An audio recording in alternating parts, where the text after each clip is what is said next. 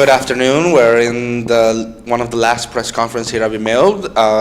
I'm Berta Puro from INTERPOLÍTICA. I'm here with the two journalists of the press committee, Marie and Paula, that will be conducting this press conference for the cult committee.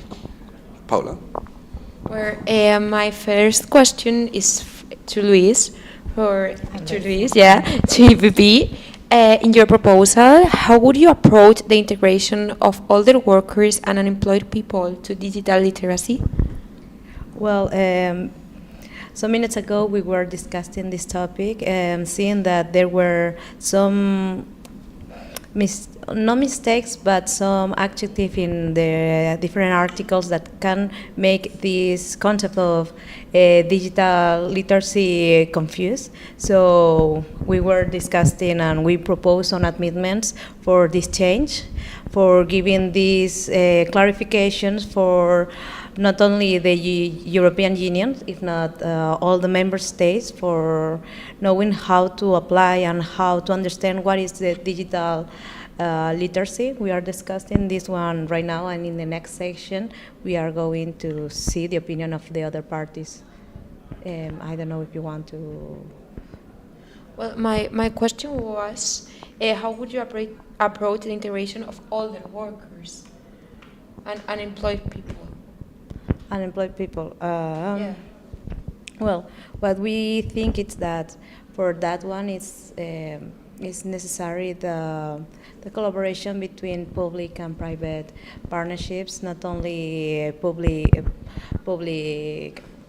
administration that is important, if not private business that are increasing more and more. They are increasing for the next 5 years approximately a 35–40% from this. So we are assured that collaborating with this, we are going to increase in the cultural and developing educational technology in every state member.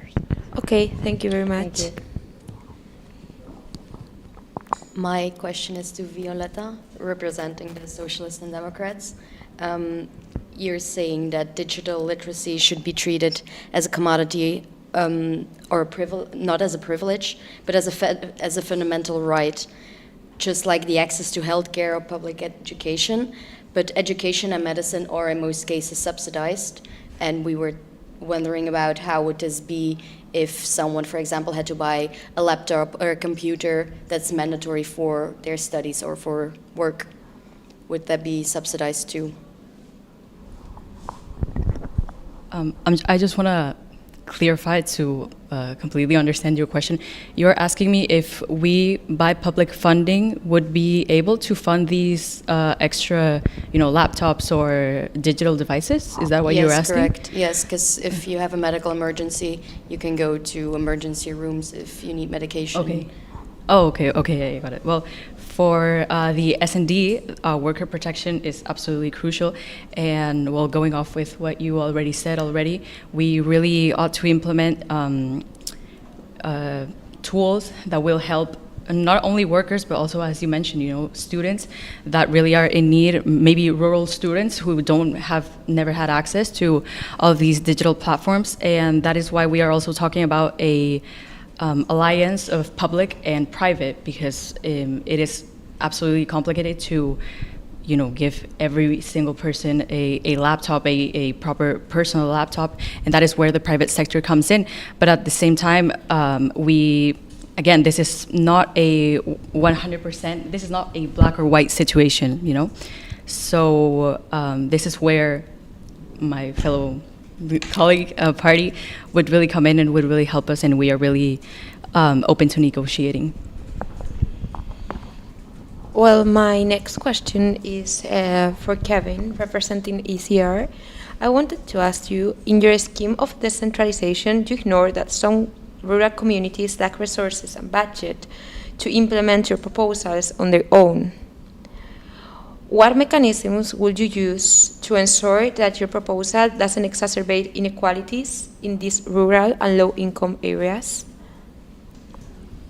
I feel that from ECR, we really want to work together with the private parties like undertaking. So we are really into considering the fact that, of course, the public institution, we need to do something for insurance, all this kind of thing that you were saying, but we also believe that not only public institutions should do this. That's why we also need private undertakings to help us, like, for example, promoting digital literacy, like contests. Well, but my question wasn't about public or private funding. It was about the idea of implementing this in each country and not directly from the UE. I feel that this is something that from each member state, every member state should decide by. But wouldn't that increase this equality? I feel that maybe, but from ECR we are defending like every member state should know the way it should do it. If I'm not. So you don't have any mechanism to ensure. For now, we're just considering, but Okay. in general terms, we believe that every member state should know that and should somehow find a way to Okay. be aligned with all the member states in the Okay. European Union. I'm immediately going to circle back to you, Violet. You were talking about how digital skills are becoming essential as literacy and numeracy. Would this mean that children should start learning digital skills as soon as they're learning the alphabet or basic maths, which is often in preschool when they are about 4 to 5 years old, but at this age they're often more vulnerable towards screen addiction? How would you make sure that doesn't happen, that they are not, Well, that's a very good question. I really hadn't seen it from that perspective, because our plan really is focused on workers and young people. Right now with the rise of populist discourse, it's very critical that we teach our youngsters that there is false information online, and that digital literacy is also being able to identify who is lying to you in your face. It's not really meant for children, since it wouldn't be, a tool or an addition to their education as per se. As you mentioned, it would be quite prejudicial to put a 2-year-old with a tablet in front of their eyes. So, we are talking mostly about all of the marginalized population that hasn't been integrated to this digital world, give them a door open for them to access. But if you see now in the more recent years that everyone has become, or a lot of people have become more trusted with using devices, like the phone, for example, a lot of people have became addicted to their phone. That's not just little kids, that's all of us. So if we're gonna even increase this use, how are we gonna protect them from? Well, I think you're absolutely right. The only thing is that the legislation that we are debating right now in the COL committee does not have that aspect in mind. What is essentially crucial is that we cannot start talking about all of these secondary procedures if we don't diagnose the population correctly. If we don't specifically say the problem is that 50-something% of Europeans do not know digital literacy, they do not have access to Wi-Fi, they do not have access to all of these things. So it would be a absolutely great complementary measure that we should take. However, it is not essentially what we are debating right now. My next question is to Violeta again. You have repeatedly claimed that regulation is fundamental at this area, but we all know that approving legislation and all democratic procedures take a lot of time. So how would you implement these measures and avoid them to become obsolete?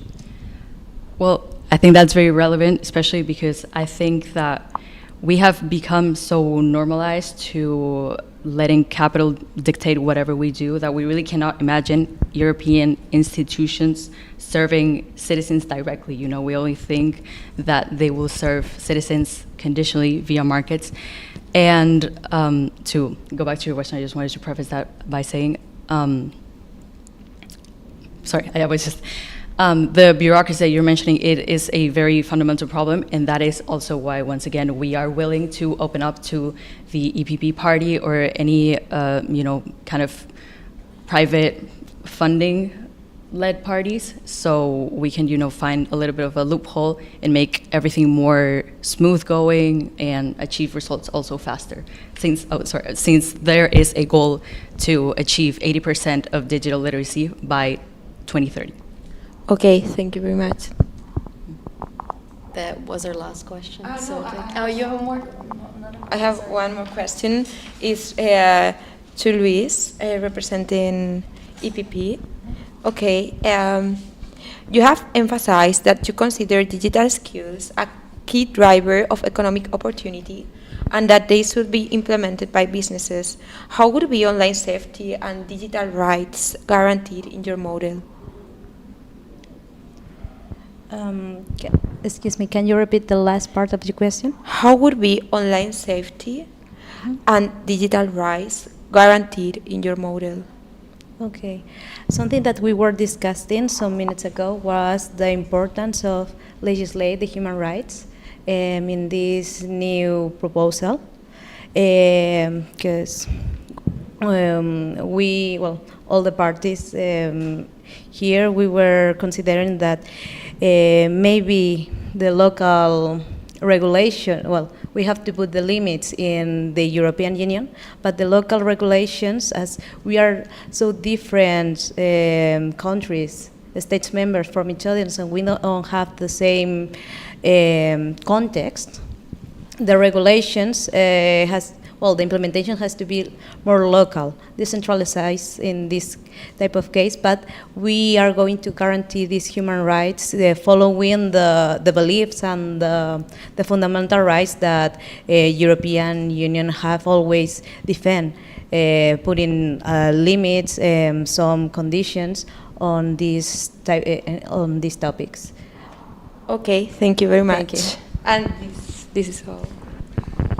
Thank you, everyone. This is one of the last press conference. We will be back in some minutes. This is Interpolitica at BMEUP.